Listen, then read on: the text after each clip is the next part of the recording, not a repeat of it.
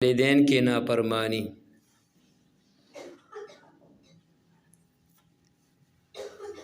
ہمیشہ قرآن کریم میں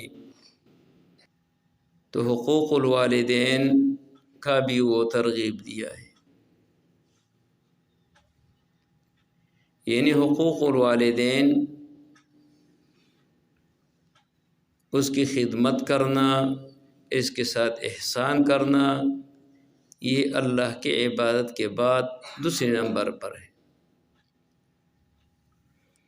اور اللہ نے ہمیں یہ حکم دیا کہ اس کے ساتھ احسان کرو۔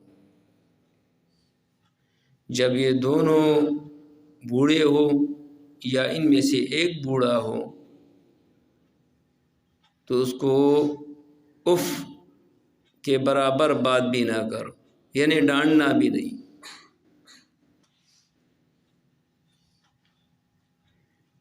اور اس کے ساتھ ہمیشہ بھلائی کی بات کرو،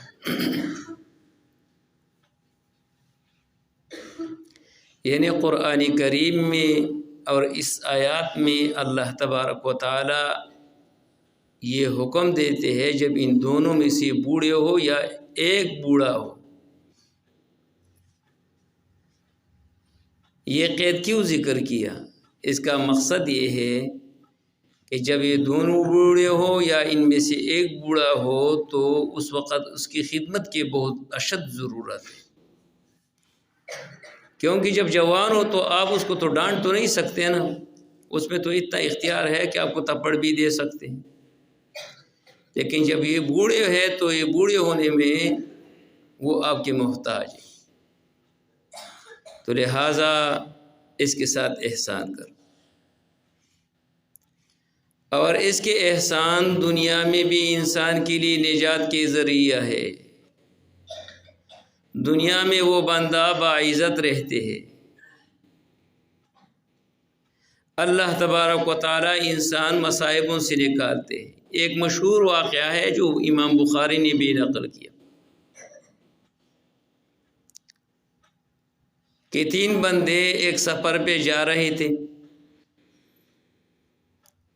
تو بارش یا آندھی کی بنا پر ایک غار میں چلے گئے، تینوں کے تین۔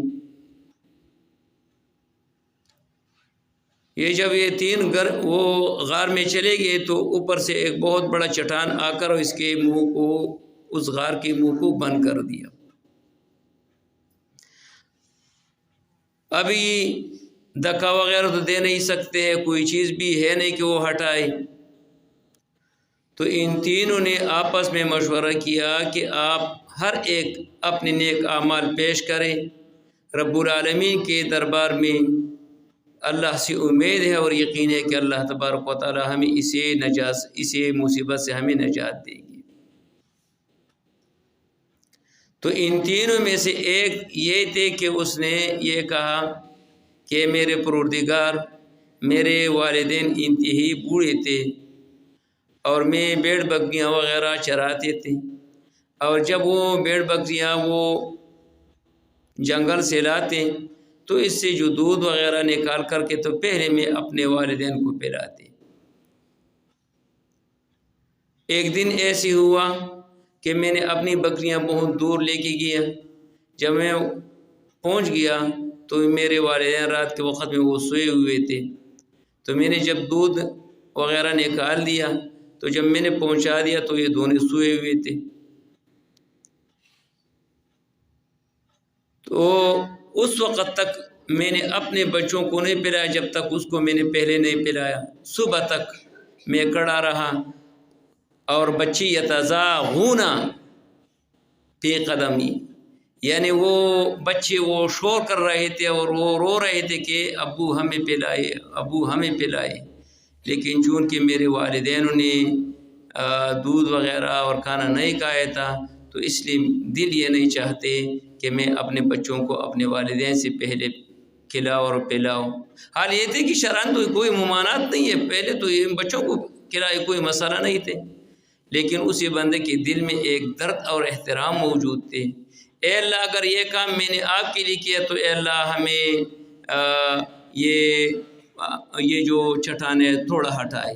اگر یہ پورا سوال کر لیتے تو یہ سوال میں اتنا زور موجود تھے کہ اے اللہ پورا کا پورا وہ ختم کر دے اور کھول دے، تو تب بھی وہ کھول سکتے۔ تو یہ چٹان میں اتنا سوراخ ہوا کہ اس سے آسمان نظر آنے لگے۔ تو یہ کس بنا پر ہوا؟ یہ والدین کی خدمت کی وجہ سے ہوا۔ اور دوسرا وہ کوئی بندہ تھا جو اس کے ساتھ مزدور تھے، اور اس کی مزدور کے مال کو بڑھا کر کے ہزاروں کے حساب اس کا وہ یعنی جانور وغیرہ بڑھایا۔ اور تیسرا وہی بندہ تھا جو اپنی چچزاد بہن نے اس سے چچزاد بہن سے اس نے مطالبہ کیا غلط کام کے، اور اس نے پھر وہ اللہ کے واسطے سے چھوڑ دیا۔ تو ان تینوں کے وجہ سے رب العالمین نے اسے نجات سے، اسے عذاب سے اللہ نے نجات دی۔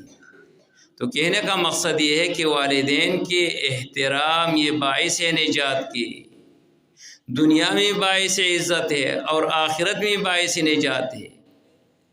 ابو ہریرہ رضی اللہ تعالیٰ عنہ جو اتنا مشہور صحابی ہے، اور یہ تقریباً 2-3-4 سال میں اتنے وہ حافظ الحدیث اور حافظ القرآن بنا کہ 4-5 ہزار اس سے وہ احادیث یاد ہے، زبانی یاد ہے اس کو، اور قرآن حافظ قرآن بھی ہے، حافظ الحدیث بھی ہے۔ یہ کس بنا پر؟